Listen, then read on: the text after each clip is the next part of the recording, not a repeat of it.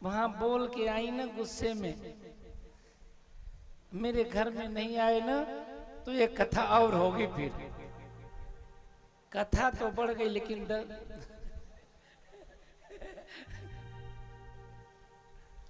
नहीं, अब की बार तो दक्षिणा भी बढ़ा दी ना। ये बहुत बहुत प्यारी गोपी है ये भी, मैया चमेली।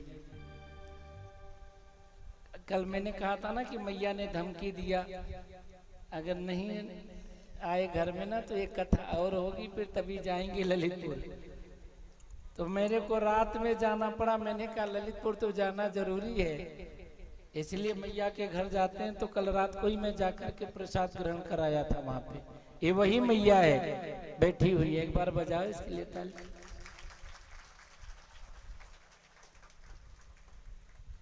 कन्हैया ने गोपी की बड़ाई कर दी। अब गोपी का दिल थोड़ा सा नर्म हो गया। अच्छा है गोपी, एक काम करो, मेरा ये हाथ दुख रहा है ना, दूसरे वाला हाथ पकड़ लो मेरा। गोपी ने कहा ऐसा कर सकती हूँ।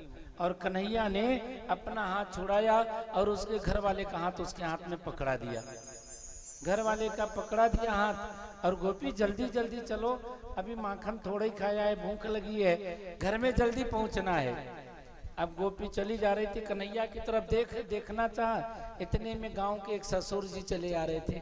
और ससुर जी को आता हुआ देख करके घूंघट करना पड़ता है ना, तो घूंघट कर लिया।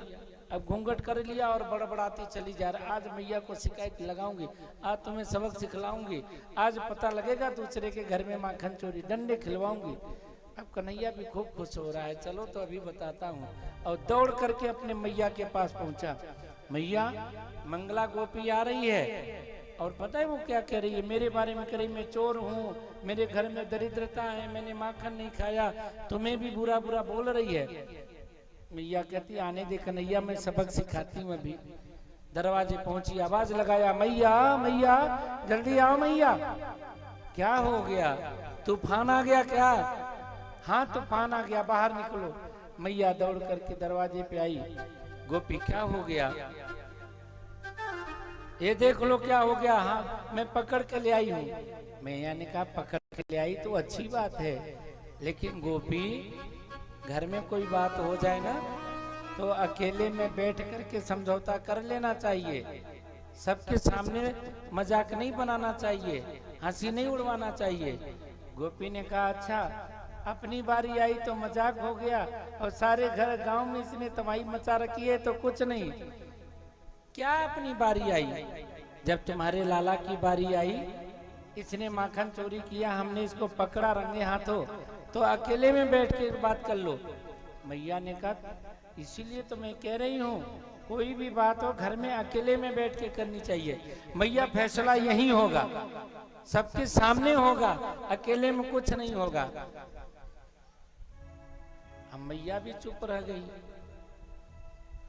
क्या फैसला होगा? अब बताओ, मैं पकड़ के ले आई हूं, तुम क्या सजा देती हो? तो मैया ने कहा बहू मैं तो यही कहूंगी, घर में बैठ करके बात कर ले, अच्छा रहेगा।